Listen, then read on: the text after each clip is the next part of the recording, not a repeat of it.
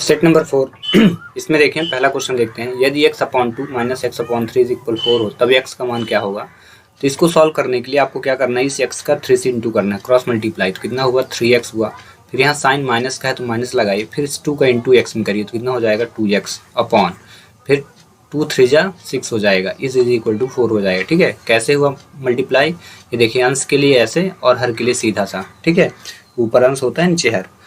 Then इसके बाद 3 में 2 घट गया तो कितना आया x आया upon 6 is equal to 4, cross multiply last में करना है तो 6 चौको कितना हो जाएगा x इज इक्वल 24। इसका करेक्ट आंसर क्या आएगा 24। ठीक है, बहुत ही आसान सा क्वेश्चन था। चलिए इसी से रिलेटेड एक क्वेश्चन मैं आपके लिए दे रहा हूँ कि x/5 - x/6 है और इज इक्वल टू 7 हो तो x का मान क्या होगा। चलिए आप इसका आंसर कमेंट्स करें, तब तक क्वेश्चन नंबर 2 हम सॉल्व करते हैं। किसी ऋणात्मक पूर्णांक का वर्ग खाली स्थान होता है। तो ऋणात्मक पूर्णांक मतलब जैसे -1 है और इसका वर्ग करना है तो कितना हो जाएगा, -1 को 2 बार इंटू करना है। ठीक है, ऐसे तो माइनस माइनस कितना हुआ प्लस हुआ, और एक कम कितना हुआ 1, तो बार बार तो आया कितना प्लस। ऐसे -2 को चेक कर लेते हैं, -2 is equal to -2 into -2 is equal to, फिर से माइनस माइनस प्लस 2 2 जा कितना हुआ 4। तो कहने का मतलब किसी भी ऋणात्मक संख्या का अगर हम वर्ग करें तो उसका आंसर किस में आता है, धनात्मक। तो इसका करेक्ट आंसर क्या होगा, धनात्मक। ठीक है, चलिए एक क्वेश्चन मैं आपको देता हूं कि किसी ऋणात्मक संख्या का घन क्या होता है। किसी भी ऋणात्मक संख्या का, यहाँ लिखा था वर्ग, अब मैं दे दिया घन। घन में क्या होता है, घात 3 यानी 3 बार इंटू करना है। अभी वर्ग में कितने बार इंटू हुआ था, 2 बार। अब आपको कितने बार करना है, 3 बार, और बताना है क्या होगा। ऑप्शन यही है, शून्य होगा, ऋणात्मक होगा कि धनात्मक होगा। ठीक है, चलिए आप आंसर कमेंट्स करें, तब तक हम करते हैं क्वेश्चन नंबर 3। एक त्रिभुज का आधार 5 सेंटीमीटर दिया है और ऊंचाई 8 सेंटीमीटर है, तो उसका क्षेत्रफल। तो क्षेत्रमिति वाले चैप्टर में मैंने फार्मूला लिखाया था त्रिभुज का क्षेत्रफल। त्रिभुज का क्षेत्रफल क्या होता है, area of triangle is equal to, त्रिभुज का क्षेत्रफल बराबर 1/2 आधार गुणे ऊंचाई होता है। आधार गुणे ऊंचाई, इसी को इंग्लिश में बोलते हैं बेस इंटू हाइट। तो चलिए करते हैं, आधार कितना है, आधार है 5 और ऊंचाई है 8, तो लिखिए 1/2 इंटू 5 गुणे 8। ठीक है, इसके बाद कटे कोई नंबर तो काटिए, तो 2 1 कम 2, 2 चौको 8, बचा कितना 4 पंचे 20। तो इसका करेक्ट आंसर क्या आएगा, 20 है क्या कहीं ऑप्शन में, ये देखिए क्वेश्चन नंबर 3 का करेक्ट आंसर डी हुआ। ठीक है, तो आपको फार्मूला याद रखना है। इसी से रिलेटेड एक क्वेश्चन में देता हूँ कि यदि त्रिभुज का आधार 25 सेंटीमीटर हो और ऊंचाई 16 सेंटीमीटर हो तो उसका क्षेत्रफल क्या होगा। इसका आंसर आप कमेंट्स करें। सेम टू सेम क्वेश्चन मैं आपको देता हूं जिससे आपकी प्रैक्टिस अच्छी खासी हो जाए। ठीक है, चलिए अगला क्वेश्चन करते हैं, क्वेश्चन नंबर 4। यदि किसी वृत्त का क्षेत्रफल 154 मीटर स्क्वायर हो तो उसकी त्रिज्या ज्ञात करना है। तो वृत्त का क्षेत्रफल पूछा है, यहाँ पे दिया गया है। ठीक है, पूछा क्या है, त्रिज्या है। तो आपको क्या करना है, वृत्त का क्षेत्रफल याद रखना है आपको। क्या होता है वृत्त का क्षेत्रफल, पाई आर स्क्वायर होता है। ठीक है, अब दिया कितना है 154। ठीक है, तो अब यहाँ पे पाई को रख दो आप पहले। तो पाई का मान क्या होता है 22/7। आर आपको दिया नहीं है, ठीक है, आर की वैल्यू आपके पास नहीं है, तो r square is equal to कितना हो जाएगा 154। क्रॉस मल्टीप्लाई आपको करना है तो 7 उधर चला जाएगा, तो बचेगा कितना, r square is equal to 154 और इंटू ये 7 ऊपर जाएगा, हाँ ये चला गया, और 22 नीचे, तो 7/22 हुआ। अब इसको काटिए तो 22 सत्य कितना होता है 154, तो r square is equal to 7 का इंटू हुआ तो 7 7 49 हुआ। अब यहाँ लिखिए r square is equal to 49। ठीक है, था ना। अब यहाँ से आर की वैल्यू चाहिए तो आप लिखिए ऐसे, रूट चढ़ गया। ठीक है, तो अब आर इज इक्वल टू 49 किस संख्या का वर्ग है, किसका है 7 का। ठीक है, वर्गमूल 49 का वर्गमूल 7 होता है, और वैसे 49 किस संख्या का वर्ग है 7 का। तो करेक्ट आंसर इसका क्या आएगा 7। ठीक है, ये हुआ। तो चलिए इसी से रिलेटेड एक क्वेश्चन मैं आपके लिए देता हूँ। यदि किसी वृत्त का क्षेत्रफल 616 सेंटीमीटर स्क्वायर हो, 616 सेंटीमीटर स्क्वायर हो, तो बताइए इसकी त्रिज्या कितनी होगी। ठीक है, जो भी इसकी त्रिज्या हो उसको आप कमेंट्स करें। 42 सेंटीमीटर व्यास वाले वृत्त की परिधि क्या होगी, परिधि तथा क्षेत्रफल क्या होगा। तो देखें वृत्त की जो परिधि होती है, परिधि बराबर क्या होता है 2πr, तो यहाँ लिखिए 2πr, ये परिधि का फार्मूला है। और क्षेत्रफल का क्या होता है πr स्क्वायर होता है। अब दोनों को हमको सॉल्व करना है। ठीक है, अब दोनों को सॉल्व करने के लिए आपको क्या है, पहली बात तो देखिए यहाँ पे r लिखा, r का मतलब होता है त्रिज्या। तो त्रिज्या पता है क्या, नहीं है, यहाँ व्यास दिया है, और व्यास जो होती है त्रिज्या की 2 गुनी। तो हमको क्या करना, पहले आर निकालना है। तो आर इज इक्वल टू व्यास बटे 2 होता है, ठीक है, व्यास बटे 2। तो त्रिज्या कितनी है 42, तो 42 भागे 2 करिए और 2 से जब काट दिए तो कितना 21 सेंटीमीटर की त्रिज्या आ गई, ठीक है। तो जब त्रिज्या आ गई तो इसमें रख दीजिए, तो 2 इंटू 22/7 और इंटू आर की वैल्यू कितनी हुई 21, ठीक है। तो परिधि पहले निकलेगी, परिधि का फार्मूला है और ये क्या है, फार्मूला है क्षेत्रफल का, ये याद रखना, ठीक है। यहाँ से इसको काटते हैं, ठीक है। जैसे इसको काटेंगे तो 7 1 कम 7, 7 3 21 हुआ। देन इसके बाद इनका इंटू करिए, तो 22 3 66 और 2 का भाग 2 का गुणा करेंगे तो 2 छक्का 12, 2 छक्का 13, ठीक है, 132 आया। तो आपका कहा जाए कि परिधि कितनी आ गई है 132 सेंटीमीटर। अब ऐसे क्षेत्रफल निकालेंगे तो लिखेंगे 22/7, पाई का मान है याद रख लेना, ठीक है। आर की वैल्यू फिर से 21 यहाँ निकाली थे ना, 21 का स्क्वायर बोला है ये देखिए इस बार, तो 21 को 2 बार लिखना है। अब इसको काट दीजिए, कितना हुआ 3, जितना बचा है उसका इंटू करिए, तो 22 3 कितना हुआ 66 और 66 गुणे कितना करना है यहाँ 66 इंटू 21 करना है। तो चलिए 66 इंटू 20 करके बताइए कितना आएगा, ठीक है। जितना भी आए वही आपका करेक्ट आंसर होगा, तो 1386 होगा, ठीक है। कितना होगा 1386। तो इस ऑप्शन देखिए फिर 132 और 1386 कहीं है क्या, है क्या, देखिए ये देखिए ऑप्शन नंबर सी पे है 132 है और 1386, तो इसका करेक्ट आंसर यही होगा, ठीक है। तो चलिए इसी से रिलेटेड एक क्वेश्चन में दिया, यहाँ व्यास 21 सेंटीमीटर था तो मैंने यहाँ व्यास दे दिया 14 सेंटीमीटर, ठीक है। तो आपको बताना है कि वृत्त की परिधि और क्षेत्रफल क्या होगा, दोनों ही आंसर आपको कमेंट्स करना है। प्रैक्टिस भी हो जाएगी आपको और हम समझ भी पाएंगे कि आपको समझ में आ रहा कि नहीं, ठीक है। चलिए तब तक हम क्वेश्चन नंबर 6 करते हैं तब तक, ठीक है। क्वेश्चन नंबर 6 में देखिए, ABC तीनों किसी कार्य को 10 दिन में तथा A व C उसे 15 दिन में करते हैं, तो B अकेला कितने दिन में करेगा। तो इसके लिए देखिए A + B + C का जो काम है वो कितना है 10 दिन का। अब यहाँ पे A और C दिया है, A + C जो दिया है वो कितना है 15 दिन है। पूछा है B का, तो क्या करेंगे हम दोनों को घटा देंगे और आंसर आ जाएगा। तो इसके लिए फार्मूला क्या लगाएंगे, देखिए मतलब साधारण सा फार्मूला x - y/x/y, ठीक है। तो यहाँ पे हम थोड़ा फार्मूला चेंज करते हैं, इसको जस्ट अपोजिट लेंगे, लिखेंगे x/x - y, ठीक है। क्या करना है x/y इन दोनों को इंटू करना है, तो पहले इंटू करिए आप, x × y मतलब 10 × 15 हुआ, अपॉन में दोनों को सब्ट्रैक्ट करना है, तो 15 - 10, ठीक है। तो 15 दहम 150 और ये कितना हुआ 5, डिवाइड करिए तो कितना हुआ 5 नहीं 15। तो इसका करेक्ट आंसर क्या आएगा 30 दिन आएगा, ठीक है। चलिए आपको समझ में आ गया। तो यहाँ पे मैंने क्वेश्चन चेंज कर दिया, ABC तीनों किसी कार्य को 20 दिन में करते हैं, यहाँ 10 की जगह मैंने कर दिया 20 दिन में, तथा A व C उसे 25 दिन में कर लेते हैं। कितने दिन में 25 दिन में कर लेते हैं इस बार। तो बताइए B अकेला उसको कितने दिन में करेगा, आंसर कमेंट्स करें। चलिए क्वेश्चन नंबर 7 करते हैं। कमरे की चौड़ाई 6 मीटर, लंबाई 10 मीटर और ऊंचाई 5 मीटर है। यदि दीवार पर 10 रुपये प्रति मीटर की दर से पेंट कराना हो तो कुल व्यय ज्ञात कीजिए। तो इसका हम क्या पृष्ठीय क्षेत्रफल निकालेंगे। जब L, B और S दिया हो तो इसको कहते हैं घनाभ, और घनाभ का जो पृष्ठीय क्षेत्रफल होता है उसका फार्मूला 2 L + B और इंटू H होता है, ठीक है।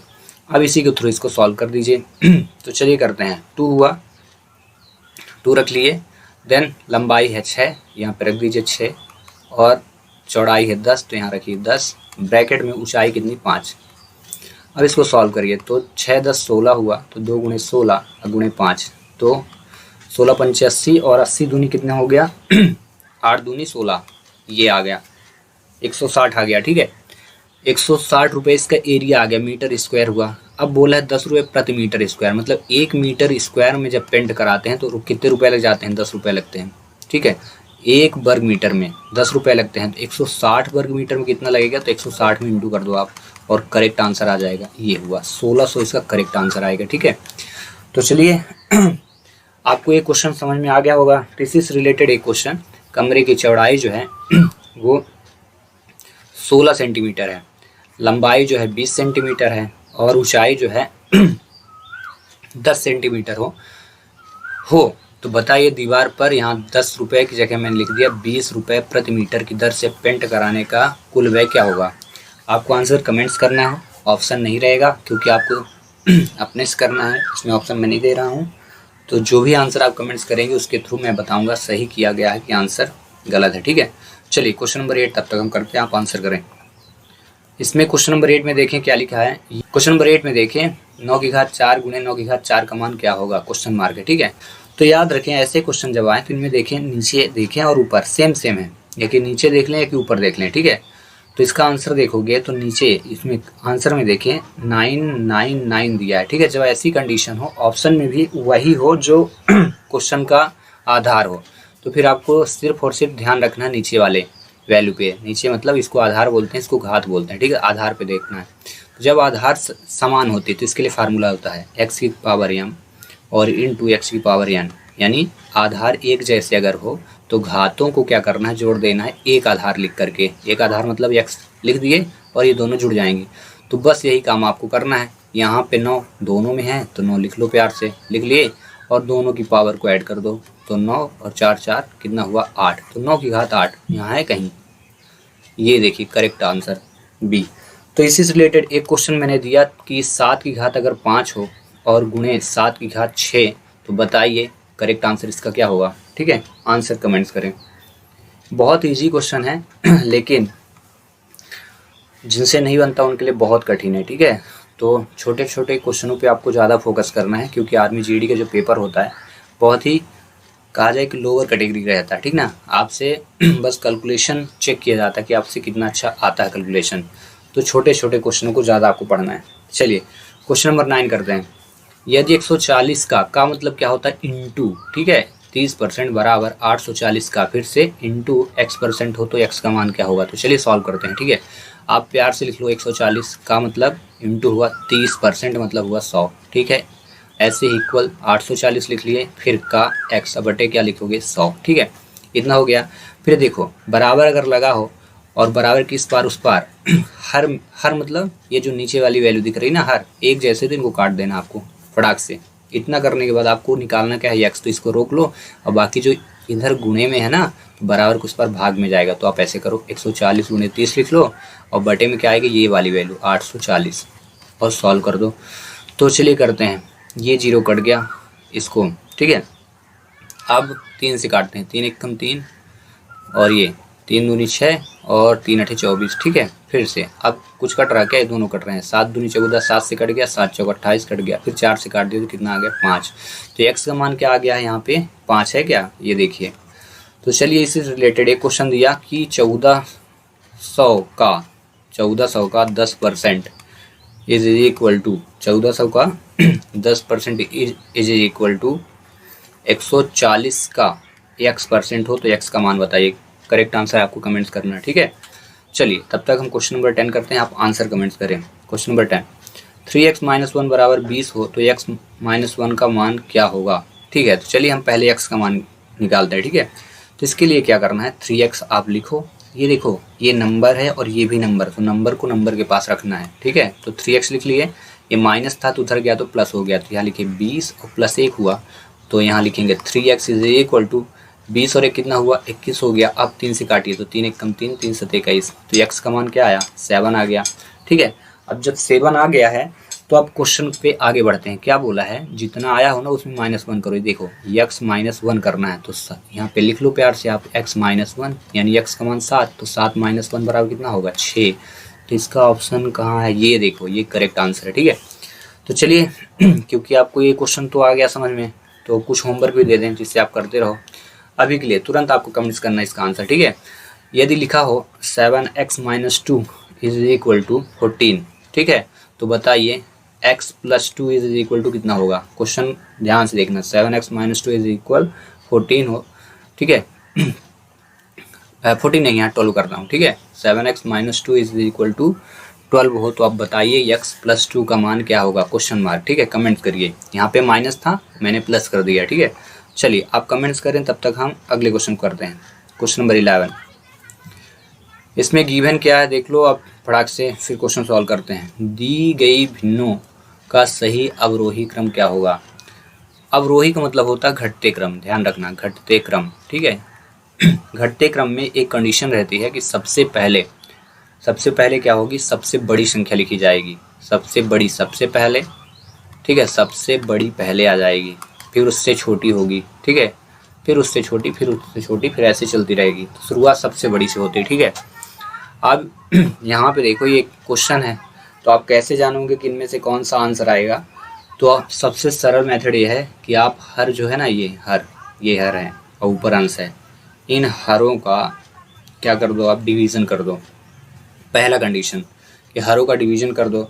दूसरी मेथड ये है कि हरों का एलसीएम कर दो। तो डिवीज़न मतलब अंश में 3 में 8 का भाग कर दो, कितना आएगा उसको लिख दो। ठीक है, तो 3 में जब आप 8 का भाग करोगे कितना आएगा, 0.37 पहला। ठीक है, सबको आपको क्या करना है, डिवाइड करना है। तो यहाँ पे डिवाइड किया तो कितना है, 0.375 आया। फिर 11 से डिवाइड कर दो 5 में। ठीक है, 5 में तुरंत डिवाइड करना है, किससे, 11 से, तो कितना आ जाएगा 0.45। फिर 7 में 15 का डिवाइड कर दो, 7 डिवाइडेड बाई 15 कर दो। ठीक है, तो क्या है, डिवाइड करते जाओगे और लिखते भी जाना है आपको। तो 0.46 आ गया। ठीक है, और फिर लास्ट वाली वैल्यू जो है 9 डिवाइड 19 कर दो। ठीक है, तो ये कितना आ जाएगा, 0.47 आ गया। ठीक है, ये पहली कंडीशन है डिवाइड वाली। अब डिवाइड कर दिए, अब इसके बाद क्योंकि डिवीज़न हो गया तो आपको इसमें आइडेंटिफाई करना है कि क्या बोला गया, सबसे घटते क्रम में क्या करना, सबसे बड़ी सबसे पहले। तो इसमें देखो ये 47 पैसे, 46 पैसे, 45 पैसे, ये क्या है, 37 पैसे है। तो सबसे बड़ी कौन सी है, 9/19, सबसे पहले सबसे बड़ी आएगी। तो 9/19 यहाँ पे कहीं है, शुरुआत में कहीं नहीं दिख रही है, नहीं है ना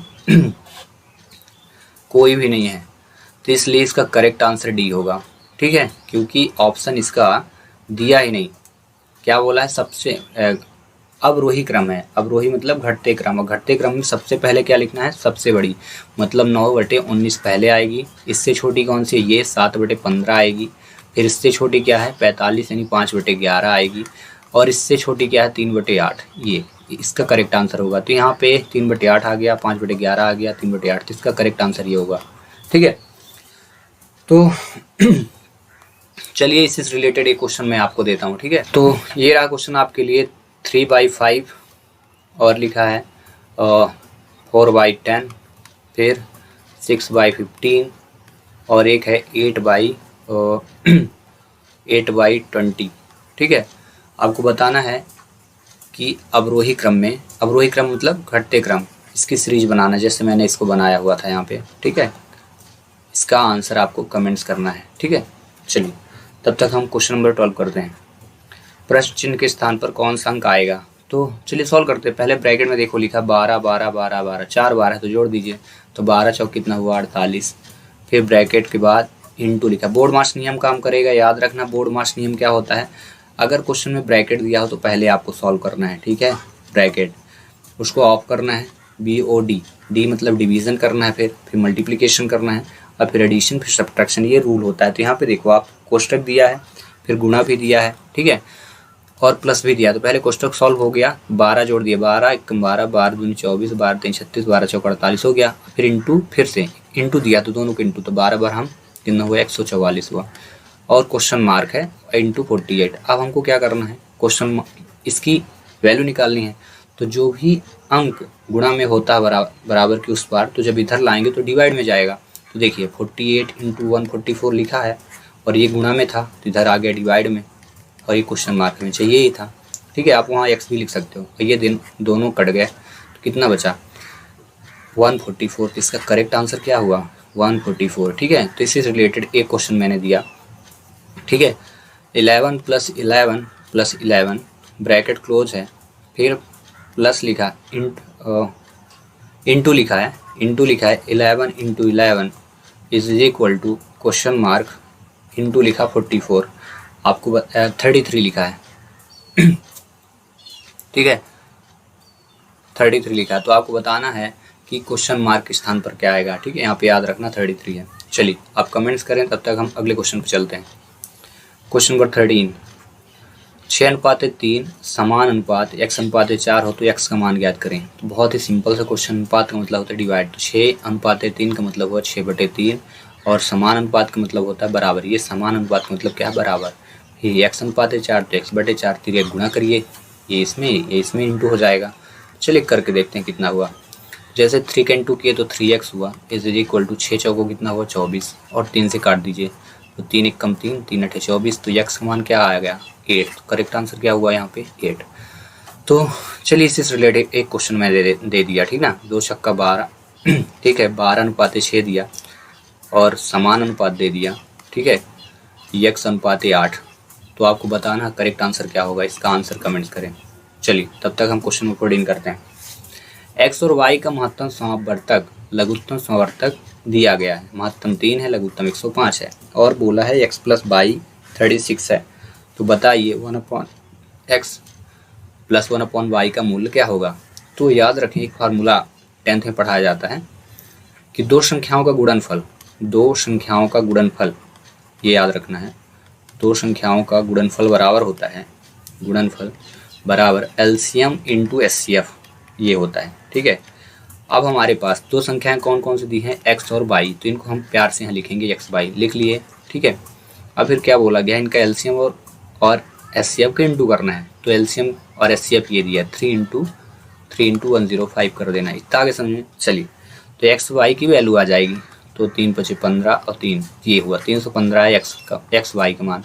जब इतना आप कर लें तब उसके बाद इस फार्मूले को, ये जो क्वेश्चन है सॉल्व करना, आगे करें इसको। तो 1/x + 1/y, अब यहाँ पे क्रॉस मल्टीप्लाई करना है। तो y का × 1 से तो कितना हुआ y प्लस x का × 1 से तो x अपॉन हो जाएगा x y, ठीक है। जब इतना क्वेश्चन आ गया तो बस वैल्यू पुट करिए और आंसर पाइए। तो देखिए क्या बोला है, x + y का मान क्या रखना है 36, तो आप प्यार से ऊपर रख दो 36। ये देखो x और y दिया ना, और x y का मान, तो x y का मान हमने क्या निकालना है 315, ये निकाल लिया, पहले निकल गया, ठीक है। अब इनको डिवाइड कर दीजिए, ठीक है। तो डिवाइड जब करेंगे तो कितना आ जाएगा 3 से काटते हैं तो 3 × 1 = 3, 3 × 2 = 6 12 आया। फिर इसको काटते हैं कितना हुआ 105, फिर से कट रहा है, 3 × 4 = 12 हुआ, 3 × 3 = 3 × 5 = 15, तो 4/35 इसका करेक्ट आंसर ही होगा, ठीक है। तो इस रिलेटेड एक क्वेश्चन मैं आपको देता हूँ, ठीक है। तो ये रहा आपके लिए क्वेश्चन, इसी से रिलेटेड एक क्वेश्चन। यदि महत्तम समवर्तक और लघुत्तम समवर्तक चेंज कर रहा हूँ मैं, इसको मैंने कर दिया 9 और इसको कर दिया 315, ठीक है, 315, यानी महत्तम और लघुत्तम की जो वैल्यू है कितनी है 9 और 315 हो, और x y का मान जो है, इसका मान है इतना 108। तो बताइए कि 1/x + 1/y का मान क्या होगा, ठीक है। यदि एक मशीन 420 बोतल 3 घंटे में भरती है, ठीक है, तो बताना है 5 घंटे में कितनी बोतल भरेगी। तो याद रखो 420 बोतल जो है कितने घंटे लगते हैं 3 घंटे, ठीक है। हमको निकालना 5 घंटे का, तो 1 घंटे की वैल्यू निकाल लेते हैं। तो 1 घंटे बराबर कितना हो जाएगा, 1 घंटे 3 से भाग करिए इसको, 3 × 1 = 3, 3 × 4 = 12, 140, 1 घंटे में 140 बोतल भरती है, ठीक है। तो बोला क्या है 5 घंटे में, तो 5 के गुना कर दो भाई फटाक से, ठीक है, 5 के गुना 14 × 5 = 70 और आ गया कितना 100, 700 इसका करेक्ट आंसर आएगा, ये देखिए, ठीक है। तो इसी से रिलेटेड एक क्वेश्चन मैं देता हूँ, ठीक है। यदि एक मशीन, ठीक है, 500 बोतल 5 घंटे में भरती है, 5 घंटे में, तो बताइए 7 घंटे में कितने बोतल भरेगी, 7 घंटे में कितने बोतल भरेगी, ठीक है। मशीन क्या है 500 बोतल जो है 5 घंटे में भरती है, तो 7 घंटे में कितनी बोतल भरेगी, इसका आंसर आप कमेंट्स करें। चलिए तब तक इसका आप आंसर करें, हम तब तक क्वेश्चन 16 करते हैं। निम्न में से कौन सही नहीं है बताना है, ठीक है। इनमें से कोई ना कोई अलग टाइप का है, बाकी सेम है। तो चलिए करते हैं। 9 आया, 8 आया, 529 आया, तो 9 3 का वर्ग होता है, 8 3 का घन होता है, मतलब 2 का घन होता है, ये 3 का स्क्वायर होता है, 529 23 का स्क्वायर होता है, ठीक है।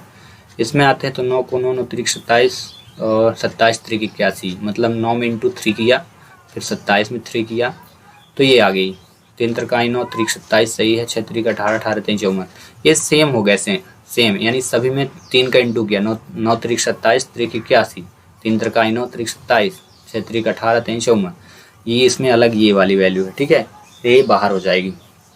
चलिए इसका करेक्ट आंसर फर्स्ट है। अब अगला क्वेश्चन करते हैं, क्वेश्चन नंबर 17। 54 43 34 के बाद क्या आएगा, तो 54 के बाद 43, इनको सब्ट्रैक्ट करो, कितना आया 11, 34 में 43 तो 9 आया, मतलब देखो विषम संख्या आ रही, लेकिन सब्ट्रैक्ट में 11 के बाद 9 आया, तो 9 के बाद अब क्या घटाना है 7 विषम संख्या होती है, ठीक है।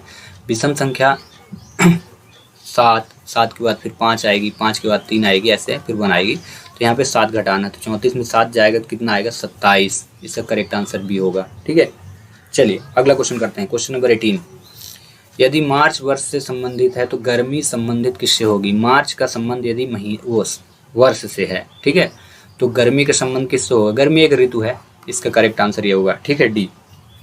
चलिए अगला क्वेश्चन करते हैं। क्वेश्चन नंबर 19, 1250 के बाद 250 हुआ, फिर 50 हुआ, फिर 10 हुआ, तो बताइए यहाँ पे क्या होगा? ठीक है, तो इसमें 5 के डिवाइड करिए, 5 दूनी 10, 5 एक कम, 5 पचम 25, 5 इतना आ गया। फिर इसमें 5 के डिवाइड करेंगे तो 50 आ जाएगा। फिर 50 में 5 के डिवाइड किए तो 10 आया, और 10 में 5 के डिवाइड करें तो कितना आएगा? 2 आएगा। इसका करेक्ट आंसर क्या है? ये। ठीक है, चलिए लास्ट क्वेश्चन 20 नंबर, राम एक फोटो की ओर इशारा करते हुए कहता है कि वो मेरे भाई के पिता, ये राम जी हो गए। ठीक है, ये राम जी हैं। ठीक है, और राम कहते हैं कि वो मेरे भाई, भाई का मतलब सामना, ये भाई। ठीक है, वो मेरे भाई के पिता, भाई के पिता, ये पिताजी हैं तो ऊपर जाएंगे, ऐसे रहेंगे। पिताजी बड़े होते हैं ना बच्चे से, इसलिए उसका जो ग्राफ होगा ऊपर की ओर जाएगा। तो ये राम के भाई हुए, पिता हुए। तो जब राम के पिता, राम और भाई भाई भाई हैं, तो पिताजी तो दोनों के सेम हो गए भाई। ठीक है, इसके बाद वो मेरे भाई के पिता की इकलौती पुत्री, पिता की इकलौती पुत्री, पुत्री जी हो गई ये, तो ये सब हो गए सेम। ठीक है, इकलौती पुत्री हो गई। ठीक है, मतलब ये भाई बहन हो गए सभी कोई। इकलौती पुत्री का बेटा, पुत्री का बेटा आ जाओ भाई, ये यहाँ पे बेटा आ गया। ठीक है, लड़की का बालक बेटा है, मतलब राम जो इशारा कर रहा था वो किसको कर रहा था? देखना, राम इस लड़के को बोल रहा था, ये राम हो गया, और इस लड़के को बोल रहा था, लेकिन डायग्राम में बोला कि ये जो लड़का है वो मेरे भाई के पिता की इकलौती पुत्री का बेटा है। तो बताना है कि राम के साथ उस फोटो में शख्स से संबंध बताना है। तो ये राम जी की ये क्या हो गई? बहन हो गई। अब बहन का जो लड़का है वो राम जी का कौन होगा? भांजा होगा। तो राम का संबंध बताना है, तो राम जी कौन हो गए? मामा जी हो गए। ठीक है, इसका करेक्ट आंसर मामा होगा। ठीक है, आई होप कि सभी क्वेश्चन समझ में आ गए होंगे।